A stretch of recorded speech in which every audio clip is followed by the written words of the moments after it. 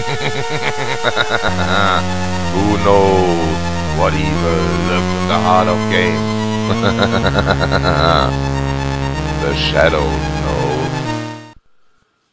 Hi, I'm the Shadows Knows and I'm back with another C64 budget video. Tonight I'm going to play the game Challenger from Mastertronic, again in 1984. And yeah, for us in Europe this was normal to do this. To have to wait like 5 minutes. Yeah, and that was typical for the early Mastertronic games. That you got this little introduction screen. Yeah, for us in Europe it was common to wait for 5 to 10 minutes for a game from tape to load. While if you were in America, you probably have popped a cartridge into the NES and could play immediately. But on the other hand, this was a lot cheaper. A regular game for the C64 was like $7.99, so basically 8 to 10 British pounds. And those budget games usually were $1.99, $2.99, and some of the more expensive ones were $3.99. That's very, very cheap. I don't exactly know how much NES cartridge was in the UK.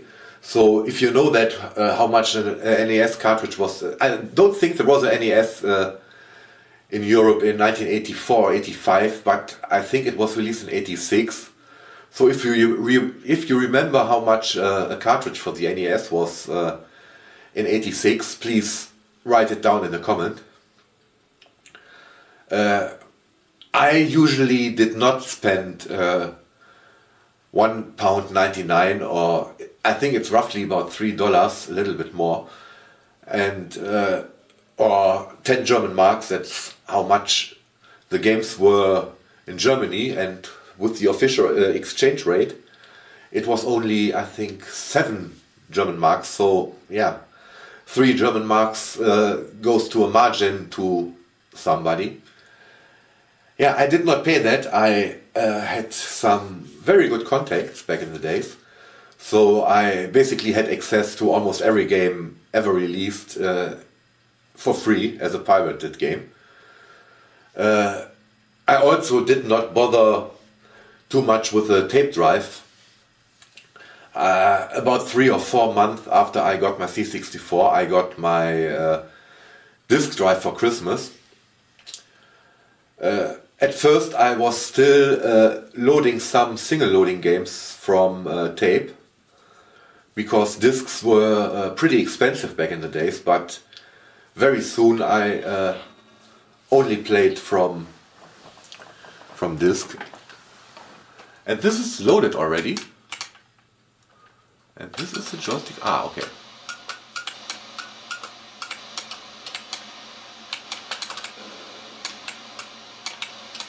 Okay, I can move forward and backward, but I don't think I can move back up again.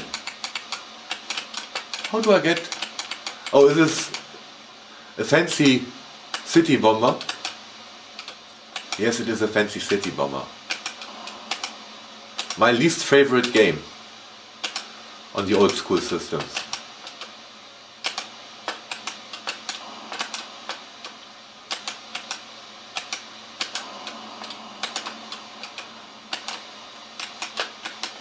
And that will be pretty hard to show you 10 minutes of gameplay of this. Yeah, loading time was, I think, about 3 minutes. Do I have to shoot all the trees as well, or what? Yeah, Vancouver, great.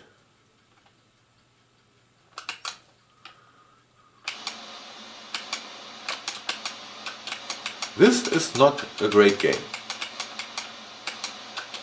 I mean, it's playable, reasonably very responsive, especially if you have played big 20 games or yeah, some Spectrum games are also not too overly responsive. And games programmed in BASIC on any system usually aren't overly responsive.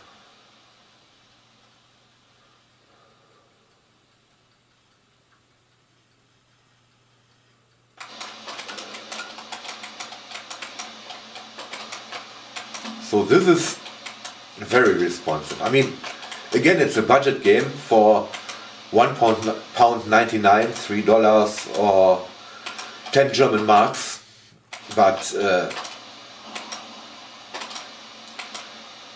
yeah, there were even better budget games in 1984 and later on, in 1985, 86 especially,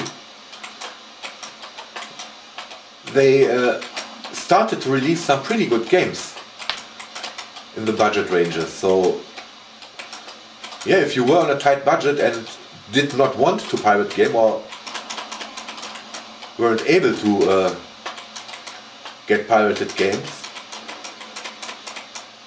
yeah, I made the first level and now I head to Seattle. Yeah, pirating games on the C64 if you had a disk drive was ridiculously easy. It's basically, you had copy programs to do this, but you basically had either if it was a game that occupied a full disk, you had to just copy the full disk with a copy program,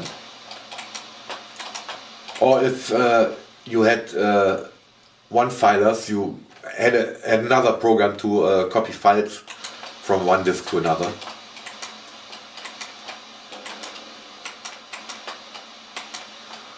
So yeah, it was ridiculously easy. It wasn't too hard with cassettes. I mean, I had a C60 cassette with like 10 or 15 Commodore 64 games with turbo tape, of course. Even before I had a Commodore 64.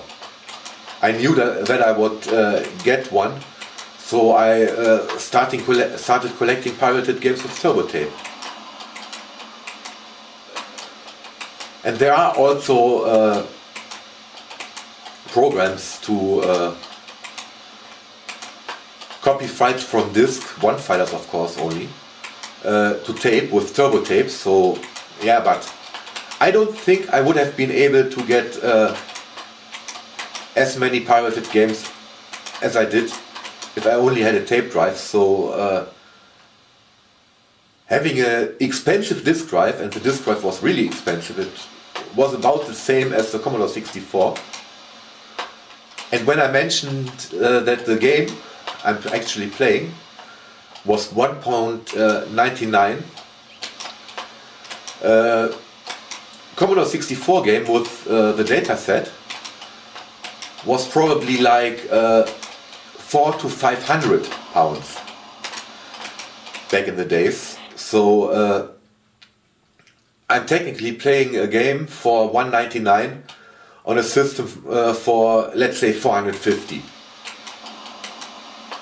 So for the price for the machine you could play the game on, you could buy at least 200 games.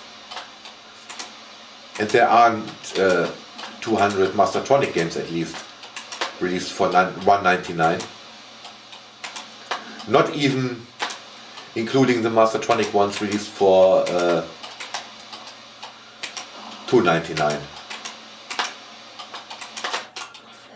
And later on in the history of the C64, there were quite a few of older games re-released in the budget ranges between $1.99 and $3.99.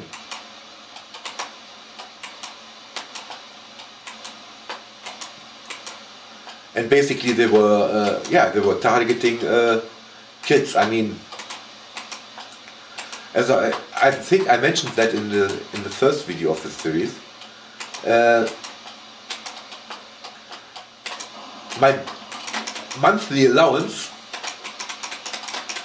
back in 1984 was, I think it was 20 marks each month. So I would have been able to, technically if I wouldn't have bought anything else, I would have been able to buy 2 of those budget games every month. And in 1985-86 my monthly allowance was like 30 German marks, so I maybe even a little bit more. So I would have easily been able to buy 2 of those games every month, and they were cheap enough that your parents would buy them for you if you went shopping and you behaved yourself well. At least my parents did something like that. Not with games, because I already mentioned I basically pirated the games, most of the games. I bought like 15 or 20 budget games while I had my C64, and I had it from late 85 until, yeah, I still have it, but I used it until early 88, and I stopped getting new stuff in mid to late 87 because I was saving money for my Amiga. So yeah, I bought like 15 games in the 2 years I actively used it. And I'm still not 100% sure if I got my C64 in 84 or in 85, because it was fried one day. I think the chips are all from 85 in my C64, but it got fried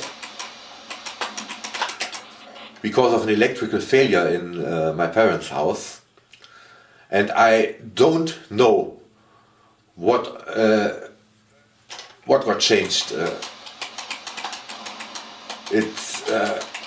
Yeah, it got like 400 volts. That was on the outlets in the 220 volts is the standard voltage, or was the standard voltage for the electrical outlets in European homes. It was 240 in the UK, but in the rest of Europe it was 220. And yeah, there was a failure in the power system in my parents' house, and we got 380 volts on the outlets, and the C64 was powered on, and it really got fried.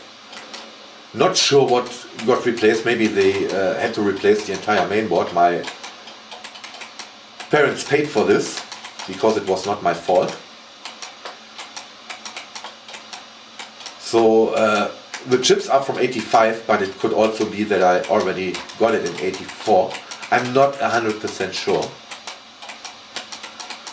because it feels like I used it for longer than for 2 years. So, but I may be wrong. I really got the Amiga very early.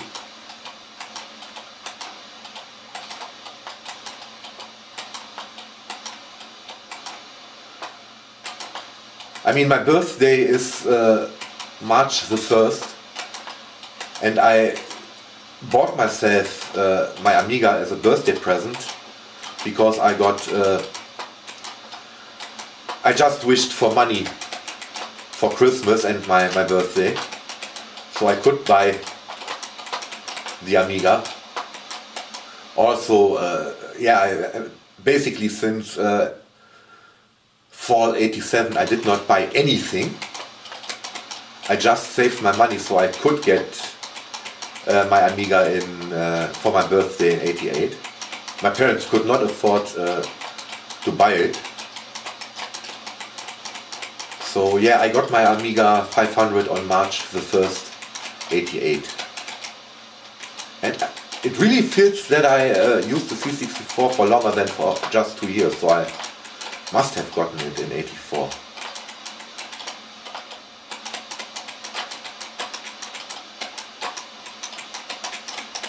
Oh shit, that was close. Yeah, but I think I have enough of this game. It's not completely unplayable, a little bit bland, but yeah, it's a 1984 budget game, so what do you expect? I hope you enjoyed this video and thanks for watching.